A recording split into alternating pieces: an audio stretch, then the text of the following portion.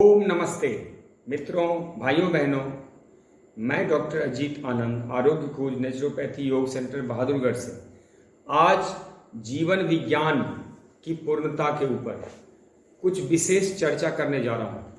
यह उन लोगों के लिए है, उन शिक्षार्थियों के लिए, विद्यार्थियों के लिए है जो जिंदगी में कुछ उन्नत करना चाहते हैं, कुछ बड़ा करना चाहते हैं, कुछ अनोखा करना चाहते हैं और जिंदगी को एक बड़ा आयाम देना चाहते हैं।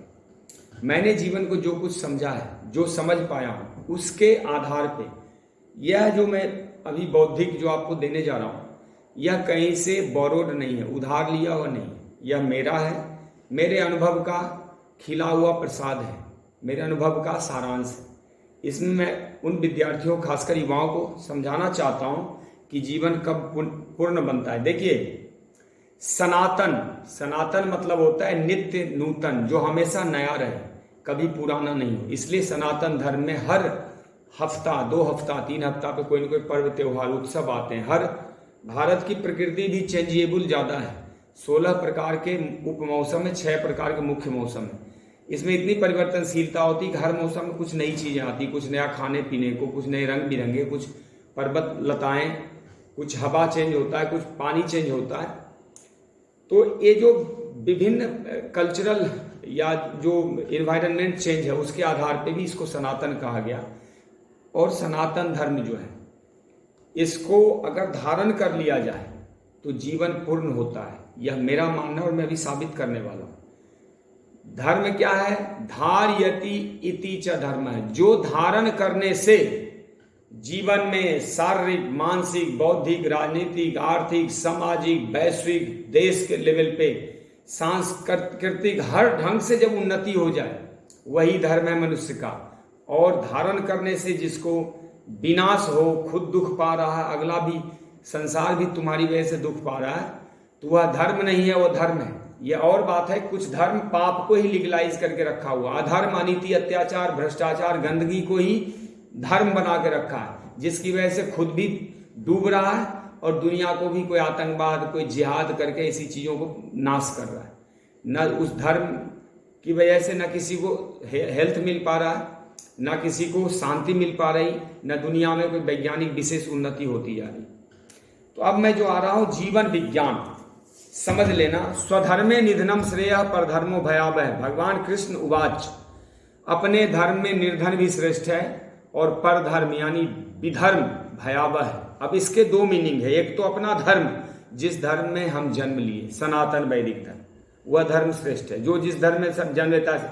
लेकिन इसका एक विशिष्ट मीनिंग है। विशिष्ट मीनिंग यह है कि जो आपका मूल गुण धर्म है, जैसे मेरा मूल गुण धर्म है योग का, एक डॉक्टर का, अगर मैं इसी में जीता हूं, यही कर्म करता हूं, तो अच्छा है, बेशक कम पैसा मिले। लेकिन मैं वैज्ञानिक बनने चला जाऊं, कोई पायलट बनने चला जाऊं, इंजीनियरिंग करने चला जाऊं, तो वहां मेरा न मन लगेगा, नहीं उस काम के साथ में न्याय कर पाऊंगा। पैसे के लालच में मैं चला जाऊंगा, लेकिन मेरा हेल्थ भी खराब हो सकता है, मैं परेशान भी रह सकता हूं और सिस्टम को भी, संस्था को भी मैं दुखी कर दूंगा। तो इसलिए जो जिस गुण धर्म को लेके पैदा हुआ है, वह उसी काम को करे जिंदगी में, तभी उसके जीवन की सार्थकता है। अगर कोई कारपेंटर के लिए आया इस संसार में, तो कारपेंटरी करे। उसको पहले जो वैदिक शिक्षा थी, उसमें यह बचपन में ही गुरुकुल में छांट लिया जाता है, या पता लगा लिया जाता था, या एसेस कर लिया जाता था कि ये बच्चा किस काम के लिए इस दुनिया में आया है। हमें भी अपने आप से बार बार आंख बंद करके पूछना चाहिए, हे प्रभु, मैं क्यों आया हूं, मेरा निर्माण क्यों किया आपने। तो इससे क्या होता है, जीवन को पूर्ण करने में हमें बड़ी अद्भुत तरीके से मदद मिलती है। अब आइए, जीवन कब पूर्ण होता है, मैं एक एक चीज पे चर्चा करता हूं। यदि कोई व्यक्ति, आप यहाँ हैं, ये है जीवन, आप हैं, लाइफ है। लाइफ क्या है? पूर्ण एक धर्म है। धर्म मतलब संसारिक पहलू। अब ध्यान रखना, धर्म क्या होता है मैं आगे चर्चा करूंगा। धर्म जीवन का बाहरी विज्ञान है, आंतरिक विज्ञान अध्यात्म है। धर्म अध्यात्म को अलग अलग रखे तो अच्छा है। यहाँ पे आप हैं, जब आप शारीरिक रूप से भी पूर्ण सक्षम होते हैं, शरीर के तौर पे बिल्कुल फिट, जहां से भी देखो अंग बिल्कुल सुदृढ़, जिस उम्र में जितना वजन चाहिए, जिस उम्र में जितनी लाली चाहिए, जितनी ऊर्जा चाहिए, जितनी शक्ति चाहिए, जैसी शरीर की वृद्धि चाहिए, उस उम्र में उस लायक उसका शरीर है, तब तो शारीरिक रूप से जीवन की पूर्णता प्राप्त कर चुका है। यदि उसका शारीरिक रूप से एज के हिसाब से ऊर्जा उपलब्ध नहीं है तो वह यहां भी अपूर्ण है। तो शारीरिक रूप से यानी फिजिकल रूप से आप समझ गए कि फिजिकल हमारी जो है वह कैसी होनी चाहिए। फिजिकल मतलब अपनी उम्र के हिसाब से बिल्कुल फिट 100%, नॉट 99.99%। अब दूसरा देखिए मानसिक। मानसिक रूप से फिट वो व्यक्ति होता है जो पूरी तरह पॉजिटिव होता है। यह संसार द्विपक्षीय है। संसार में एक पहलू कभी नहीं रहते। संसार तभी होगा जब दोनों चीजें रहेगी। सुख होगा तो संसार में दुख होगा, क्योंकि दोनों मिलके चलते हैं। द्विध्रुवी है, दिन होगा रात भी होगा, जीवन होगा मृत्यु भी होगा, हानि होगा लाभ होगा, उतार होगा चढ़ाव होगा। संसार एक पक्षीय है ही नहीं। तो जो व्यक्ति संसार में है और अगर मानसिक रूप से उन्नत है, मानसिक रूप से यदि बिल्कुल सही है, तो हमेशा पॉजिटिव पहलू को छांट लेगा। संसार में जो कुछ भी घटता है, भगवान कृष्ण ने कहा उसमें कुछ ना कुछ अच्छा होता है, अच्छा हुआ है, अच्छा होगा। तो अच्छाई को छांट लो। हर व्यक्ति में कुछ कमियां होती है, कुछ खूबियां होती है। आप खूबियां लेते चले जाओ, कमियां छोड़ते चले जाओ, आपके पास इतनी खूबियां इकट्ठा हो जाएगी। तो पॉजिटिव रहो। घने अंधकार में, महान विकट परिस्थितियों में भी सकारात्मक रहा जा सकता है।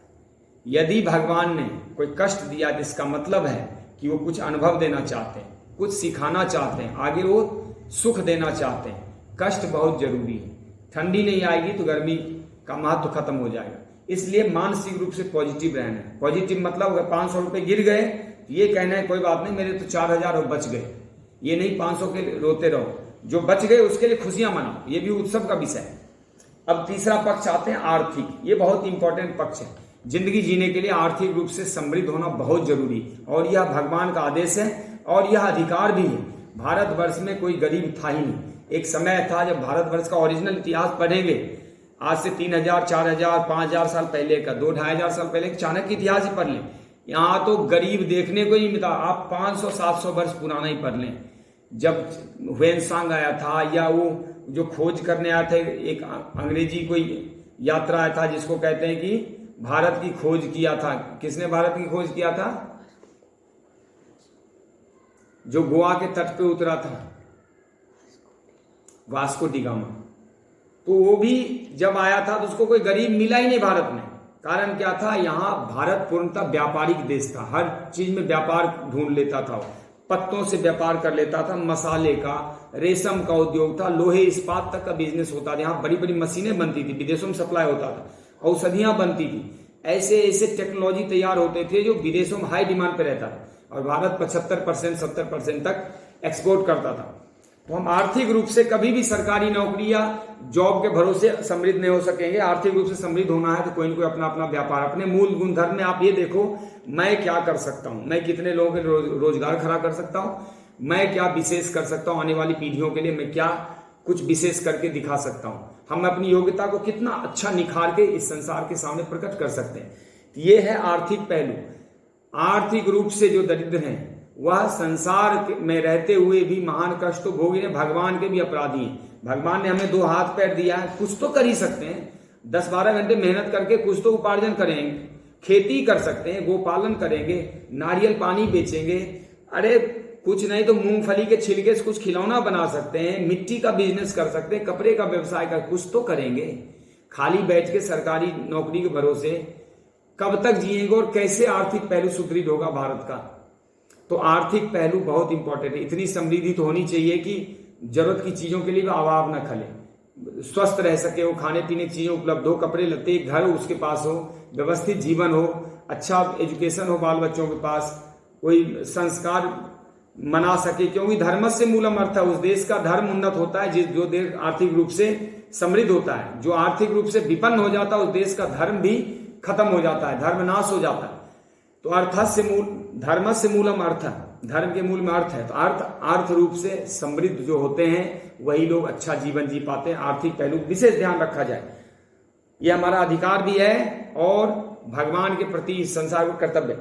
नेक्स्ट, राजनीतिक रूप से, एक ही 2 लाइन में इसको कह सकता हूं, राजनीतिक रूप से सजग होना बहुत जरूरी है। चाणक्य ने भी लिखा है कि 5वां सुख राज में पासा।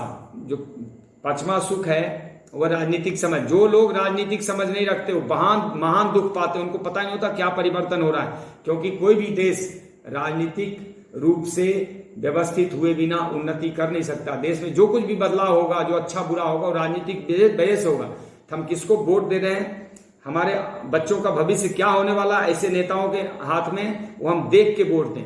तो राजनीतिक रूप से सजग होने चाहिए। देश में क्या राजनीतिक परिवर्तन हो रहे हैं, जहां लगे गड़बड़ हो रहा हो विरोध भी करना पड़ेगा, जहां अच्छा हो रहा वहां सरकारों का सपोर्ट भी करना पड़ेगा। तो राजनीतिक रूप से समझदार होना बहुत जरूरी है और राजनीतिक पहलू बहुत इंपॉर्टेंट है किसी देश की उन्नति के लिए, पर्सनल उन्नति के लिए, समूह की उन्नति के लिए, आपके सुखी जीवन के लिए। तो राजनीतिक रूप से समझदार बनना चाहिए। नेक्स्ट है नैतिक। नैतिक मतलब होता है पूरी तरह न्याय युक्त हो जाना चाहिए। मुझे ऐसा नैतिक होना चाहिए कि कोई लालच, कोई दारू का लालच, कोई पैसे का लालच, कोई और प्रकार का लालच हमें अपने धर्म से, अपने कर्म से डिगा ना सके। यही होता है नैतिक। कहते हैं हमारा नैतिक आचरण इतना मजबूत हो कि जब महाराणा प्रताप और अकबर का युद्ध चल रहा था तो अकबर की बेटी को पकड़ लाए थे महाराणा प्रताप के सैनिक, और महाराणा प्रताप ने उसको उसी समय अकबर के कैंप में पहुंचवा दिया। तो ये होता है नैतिक आचरण। अब आगे बढ़ते हैं। धार्मिक, ये बहुत इंपॉर्टेंट है। जो धार्मिक नहीं है वह व्यक्ति विनाश के लायक है। धर्म की मैं सीधे सीधे एक परिभाषा बता देता हूं। जिसने धर्म को धारण कर लिया उसके जीवन में कोई कमियां रह नहीं सकती, और कमियां रही है तो इसका मतलब उसने धर्म को पालन नहीं किया, पाखंड कर रहा हो। धर्म का मतलब होता है हमारा मूल क्या कर्तव्य है। जो देश धार्मिक है वो उन्नत भी है, लेकिन धर्म का मतलब कहीं वो आतंकवाद वाला धर्म मत मान लेना। धर्म का मतलब होता है जिससे मनुष्य की पूरी तरह से चारों तरफ से व्यापक प्रगति हो जाए, मनुष्य शारीरिक, मानसिक, बौद्ध हर तरफ से जो उन्नत हो जाए वही धर्म है। धर्म इति धार्यति च धर्म, जिसको धारण करने से मनुष्य की उन्नति होती है। जैसे मेरा धर्म है योग, अगर मैं पूरी तरह योग को धारण करता हूं तो आर्थिक लाभ तो होता ही है, शारीरिक रूप से, आसपास सामूहिक रूप से हम उन्नत रहते हैं। ये धार्मिक पहलू बहुत जरूरी है। जो व्यक्ति धार्मिक नहीं होता वह अधार्मिक हो जाता है, और अधार्मिक होता है तो वह ईश्वर से कट जाता है और भगवान उसे दंड देते हैं, क्योंकि धर्म भगवान का आदेश है। अब देखिए अर्जुन धर्म से च्युत हो गया था, टूट गया था, भगवान उसे पुनः भगवान के धर्म में लाके उसको बोले हतो वा प्राप्स्यसि स्वर्गम जित्वा वा भोक्ष्यसि महीम यत उत्तिष्ठ कौन्तेय युद्धाय कृत निश्चय। हे अर्जुन, तुम उठो और अपने युद्ध का निश्चय करो, क्योंकि यदि तुम मर भी गए, वीर गति को प्राप्त हो गए, तो भी तुम स्वर्ग का सुख भोगोगे, और यहां जिए तो सारे दुश्मन तुम्हारे परास्त हो जाएंगे। तुम्हारा पूरा महाभारत, मतलब भारत के साथ साथ पूरा विश्व, भारत ही था बृहत्तर भारत। पहले कोई मुसलमान, ईसाई, कोई और कंट्री नहीं होते थे, सिर्फ हिंदू होते थे और सनातन वैदिक धर्म था। उस समय उन्होंने कहा था पूरा भारत तेरे चरणों में होगा, और जीवन चला भी गया तो स्वर्ग तेरे चरणों में होगा। तुम अपने धर्म को निभाओ, अपने कर्म को निभाओ। धर्म मतलब कर्म, हमारा क्या कर्म है, हमें सोचना कि इस रूप में, जिस रोल में हूं उस रोल में मेरा क्या धर्म। ये धार्मिक पहलू बहुत ही गजब का है। व्यक्ति को धार्मिक होना ही चाहिए। धार्मिक मतलब पाखंडी नहीं, धार्मिक मतलब कट्टरता नहीं, धार्मिक मतलब उसे अपने मूल गुणधर्म में उन्नत करना चाहिए, अपना कर्तव्य निभाना चाहिए। एक पिता के रूप में, एक बेटे के रूप में, एक भाई के रूप में, एक समाज के रूप में हमारा क्या कर्तव्य है वो निभाने वाला व्यक्ति धार्मिक होता है। मार काट, धर्म के नाम पे हिंसा, नशा, व्यभिचार, भ्रष्टाचार, जिहाद फैलाने वाला कभी धार्मिक नहीं होता, वो तो पाप है पूरी तरह। धार्मिक मतलब जो व्यक्ति को उन्नत बनाए, धार्मिक मतलब जो व्यक्ति सहयोग करे, सेवा करे, तपस्या करे।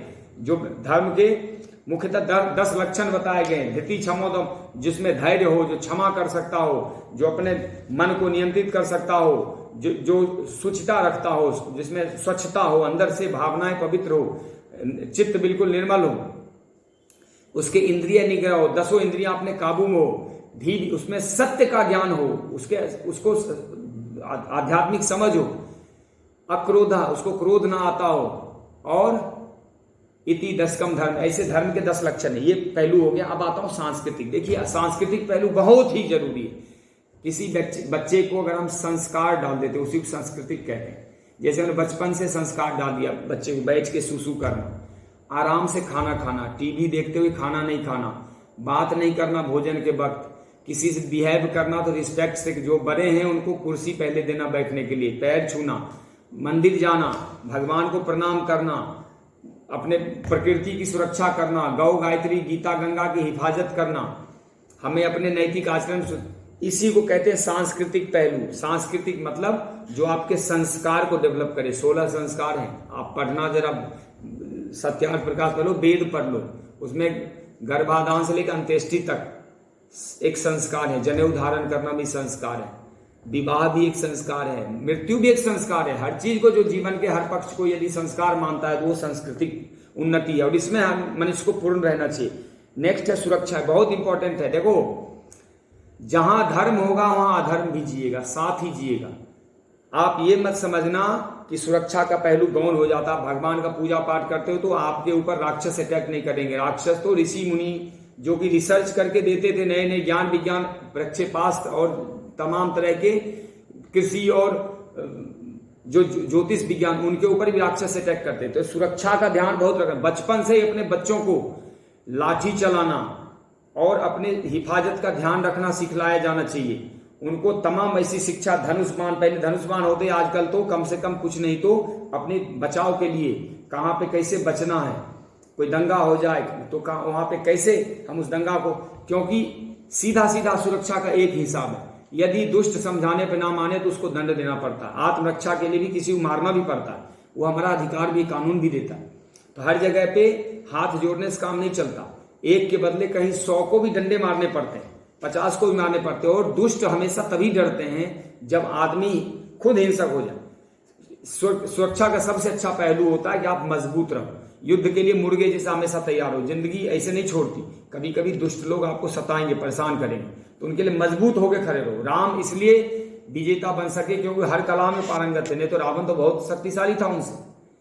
और भगवान ने देखिए बाली के ऊपर सुग्रीव की विजय करवा दी। अब चूंकि लोग जो धर्म में होते हैं वह योद्धा भी होते हैं। आप ध्यान रखें कि बिना युद्ध के अस्थायी शांति नहीं आती। युद्ध तो जीवन में हर कदम पे है और युद्ध लड़ना ही पड़ता है।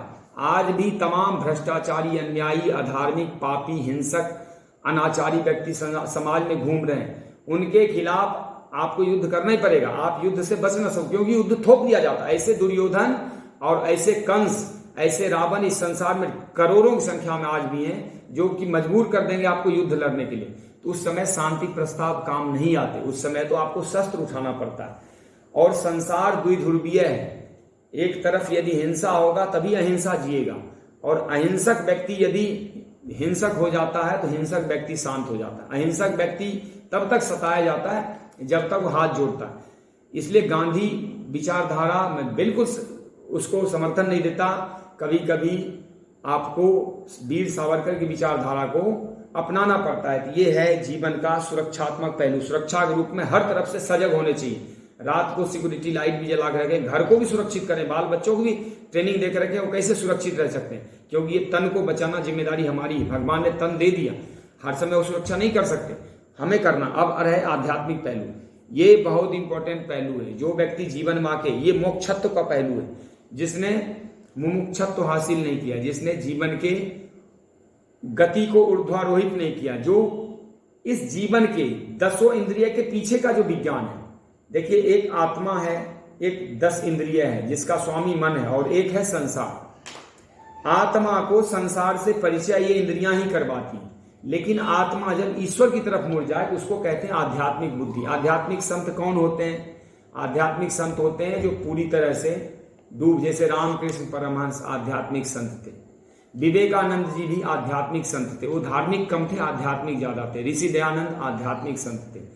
आज के जो वैचारिक चीज, उसमें यूं कह सकते आधुनिक जीवन में ओशो आए, वो भी आध्यात्मिक थे।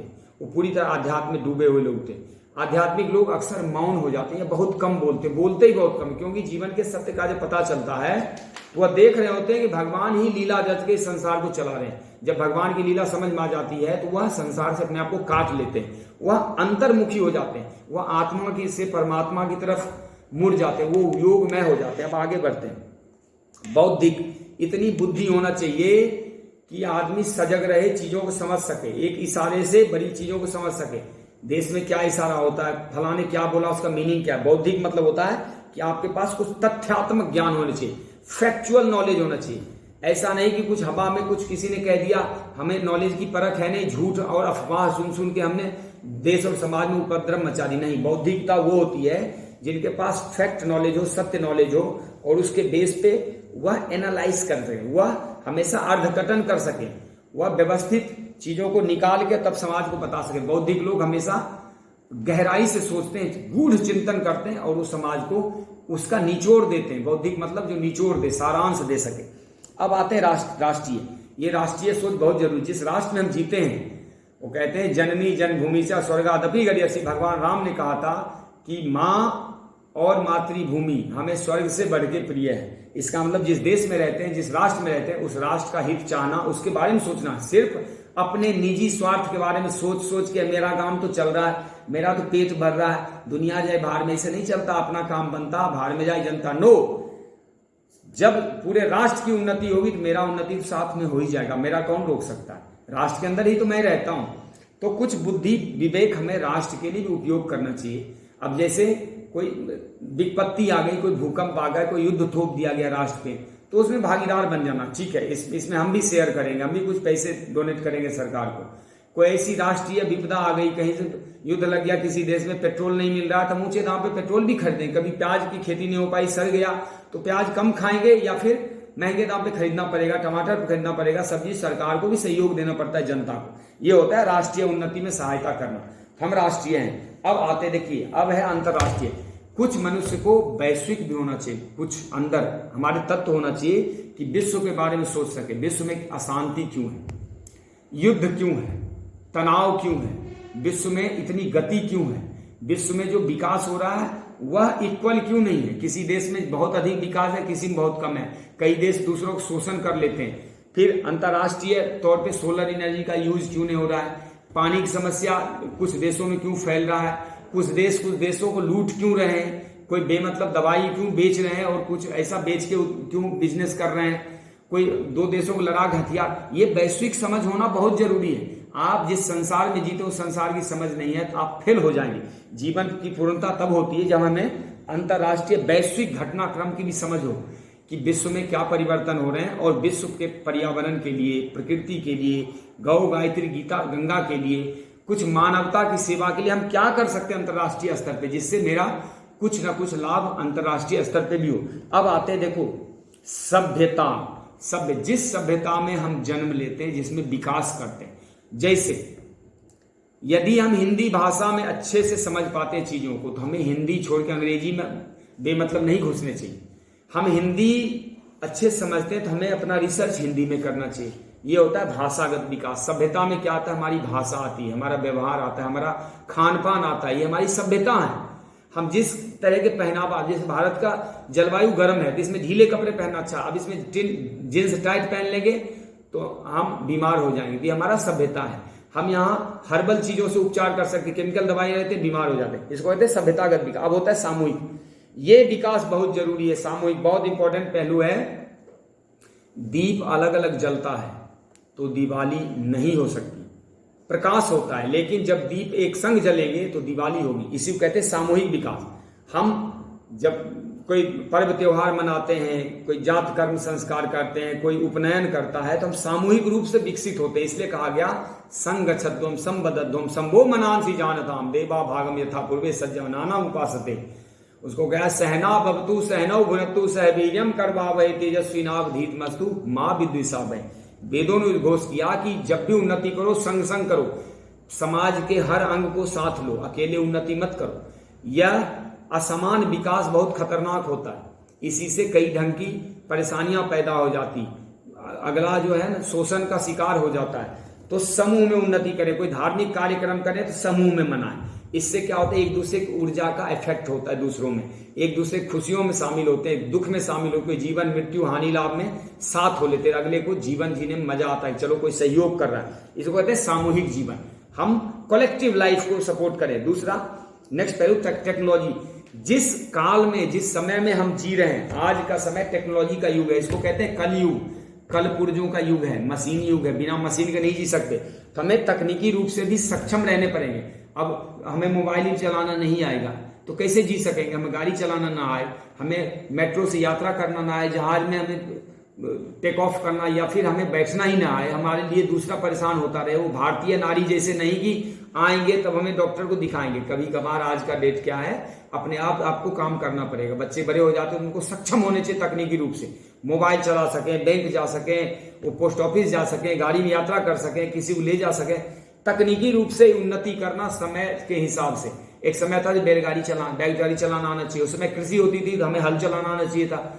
जो जिस समय की टेक्नोलॉजी होती उसको हासिल करना, उसमें डेवलप करना। नेक्स्ट, अब जो 3-4 पहलू होता है मैं पहले लेके लास्ट में इस पहलू को लूंगा। अब आता है सामाजिक। जिस समाज में रहते हैं, हमने सामूहिक विकास कहा था, वो सामूहिक विकास होता है समाज, जिस समाज में रहते हैं। जैसे मेरा जो भी समाज है, हम उस समाज को साथ लेके चले, छोड़े नहीं। ये नहीं कि हम समाज से कट जाएं, भाई हम तो अकेले के लिए जी रहे हैं, हमको कोई नहीं। समाज के दुख में, सुख में, हानि लाभ में, उसके किसी भी क्रियाक्रम में शामिल हो। जैसे पूजा, छठ पूजा करते हैं, उसमें जाके सामूहिक रूप से मनाएंगे, ये होता है सामाजिक गुण। अब आता है सहयोग। ये थोड़ा पर्सनल मैटर है कि किसी को सहयोग हमेशा पर्सनल होता है। सहयोग किसी एक को देते हैं, किसी परिवार को देते हैं। लेकिन ये है दूसरा पहलू है दान। अपनी कमाई का शास्त्र कहते हैं 10-20% दान करना चाहिए, कम से कम 1-2% तो करो ही।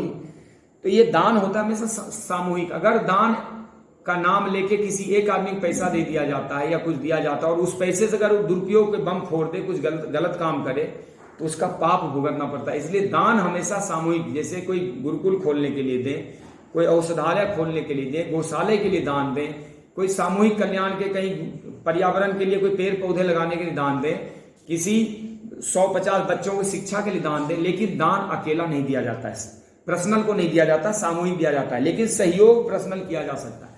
हम उस व्यक्ति की परख करें कि दान गलत हाथों में तो नहीं जा रहा, आतंकवाद का काम तो नहीं है, नशा का कारोबार तो नहीं करेगा। लेकिन सहयोग किसी पर्सनल का जीवन देख के, चलो इसको सहयोग की जरूरत है, कुछ धन से, कुछ विद्या उसकी बढ़ा देते, कुछ बुद्धि दे देते हैं, ये भी सहयोग है। समय दे देते हैं, ये भी सहयोग है। तो आप दान पुण्य समझ गए होंगे। पुण्य मतलब सेवा, पैसे के या सहयोग कर देना, और सहयोग का मतलब कि पर्सनल किसी की मदद कर देना। इसको मदद कह दें तो ये, इसको उर्दू में इमदाद कहते हैं। और पुण्य मतलब होता है चैरिटी, कहते हैं इसको चैरिटी इंग्लिश में। और इसको कहते हैं हेल्प। हेल्प इंडिविजुअल होगा और चैरिटी होगा कलेक्टिव होगा। अब ये आता है सेवा। जीवन का एक ये भी पहलू है। भगवान राम ने जब नवधा भक्ति का विश्लेषण किया था, तो उसमें इन्होंने कहा था, गुरुपद पंकज सेवा तीसरी भक्ति अमान। सेवा बहुत बड़ी भक्ति है। भगवान की तीसरी सेवा कार्य नहीं होता, सबसे लोग पैसे दे सकते हैं। Sympathy is greater than gold. एक लेसन पढ़ा करता था, सिंपैथी एक सेवा है। सेवा मतलब कहीं जाके 4 घंटे काम करना, कहीं समूह में जाके गौ के लिए, कोई बीमार पड़ा हो उसके लिए, कोई पागल है उसको उठा के अस्पताल, कोई एक्सीडेंट हो गया उसकी सेवा करना, कोई कुष्ठ रोगी है, कोई वृद्धाश्रम है वहां सेवा करना, कहीं पर्यावरण की सेवा करनी, कहीं गंगा सफाई करना, ये सब सेवा कार्य है। ऐसा सेवा करने से मानव का विकास होता है, मानव को का जीवन आसान बनता है। तो मेरे माध्यम से भी किसी का जीवन आसान बनता है, जिसको कहते हैं सेवा। और ये सेवा बहुत बड़ी तपस्या है। सेवा का पुण्य भगवान कहते हैं, जो व्यक्ति सेवा करता है जीवन में, उसका अगला जीवन भगवान कई सेवक देते हैं, उसको बड़ा लोग बनाते हैं। तो सेवा धर्म जरूर धारण करना चाहिए। गुरु की सेवा, मानव की सेवा, अपना धर्म ईमान, हम गाया भी करते थे गीत। अब जीवन का मैं अंतिम पहलू, वैसे पहलू बहुत अधिक हो सकते हैं, 20-21 पहलू इसमें हुए। अंतिम पहलू है योग, साधना, तपस्या। ये व्यक्तिगत होता है, यह हमें अपने लेवल पे करना होता है, इसके लिए किसी की मदद नहीं लेनी। यह पहलू है, बहुत ही इंपॉर्टेंट पहलू है। तपस्या व्यक्तिगत करनी है। जैसे कोई विद्या हासिल करना चाहते हो, ध्यान में जाओ, योग रोज 1 घंटा 2 घंटा योग करो। कोई ऐसी विद्या, जैसे कोई रेकी हीलिंग, आप अपने हाथ में कोई ऐसे रेकी वाली विद्या हासिल करना चाहते हो, कोई आप दूरदर्शिता विद्या हासिल करना चाहते हो, जो यहां से बैठे बैठे देख लें, आपकी त्रिनेत्र जग सके, इसको कहते हैं तपस्या, साधना। साधना की राह में चलना कठिन, रोकेंगे सार्थक तुझे लाखों विघ्न। हमेशा साधना में बहुत कष्ट आते हैं, क्योंकि कभी आलस्य आपको आपका रास्ता रोकेगा, कभी लोग मजाक उड़ाएंगे, कभी लोग बाधा डालेंगे, अपमान करेंगे, कभी घर वाले ही आपको रोक देंगे, नहीं जाने दूंगा, क्योंकि लगता है कि ये समय कुछ मेरा सहयोग कर सकता है, इस समय वो जाके झूठ मूठ के योग करता है। लेकिन रुकना नहीं। योग पथ यह साधना पथ है, इसको कहेगा साधक पाथे, साधकों का एक पथ होता है, उस पथ पे डटे रहना, ये मोक्षत्व को उपलब्ध हो जाता है। इससे चारों पुरुषार्थ सिद्ध होते हैं, धर्म अर्थ काम मोक्ष, उसके जीवन में कोई कमी नहीं रहती, शारीरिक मानसिक हर ढंग से हो। तो अब मोटा मोटी आप ये समझ पा रहे होंगे, लेक्चर बहुत बड़ा हो जाएगा। मैं ये समझाना चाह रहा हूं कि जीवन क्या है। यदि जीवन को ऐसे जिए, थोड़ा थोड़ा इस सब में 2-2, 10-10% हासिल कर लें, जीवन बहुत अच्छा हो जाएगा, बड़ी पूर्ण हो जाएगी। लेकिन यदि जीवन को लापरवाही से जिए, जीवन को इग्नोर करें, जीवन का अपमान करें, जिसका आप सम्मान नहीं करेंगे उसका आपका सम्मान क्यों दुनिया करे। आप ही अपने जीवन का अपमान कर रहे हैं, आप ही जीवन को यूज नहीं कर रहे, दुरुपयोग कर रहे हैं। नशा, वासना, हिंसा, व्यभिचार, आलस्य, प्रमाद, इग्नोरेंस में जी रहे हैं, अंधकार में जी रहे हैं। कोई पुरुषार्थ नहीं, कोई ज्ञान विज्ञान नहीं, कोई तपस्या, कोई मुस्कुराहट नहीं, कोई सेवा सहयोग नहीं। वो जीवन नहीं, नर्क है। इस संसार में नर्क है। इस संसार में त्रेता द्वापर सतयुग कलयुग है। यदि हम टेक्नोलॉजी में जीते हैं तो कलयुग में जीते हैं, यदि पारिवारिक सहयोग में जीते हैं त्रेता में जीते हैं, यदि पारिवारिक युद्ध में जीते हैं, आपस में संघर्ष कर रहे हैं, तो वह द्वापर में जीते हैं। जैसे भगवान कृष्ण के काल में परिवार में युद्ध चलता था। और यदि सत्य में जीते, ईश्वर में जीते हैं, राम नाम में जीते, राम में जीवन जीते हैं, तो वह जीवन जो है वह सतयुग का जीवन है। तो इसी जीवन में सब कुछ है। सदुपयोग करेंगे तो वैश्विक बन जाएंगे, धीरे धीरे उन्नत होते चले जाएंगे। धर्म को धारण करेंगे तो, और अधर्म को धारण करेंगे तो विनाश की ओर जाएंगे। जीवन आपका, चुनाव आपका, करना क्या है आप छांटिए। धन्यवाद। ओम जय हिंद, आपका कल्याण हो। जय सिया राम।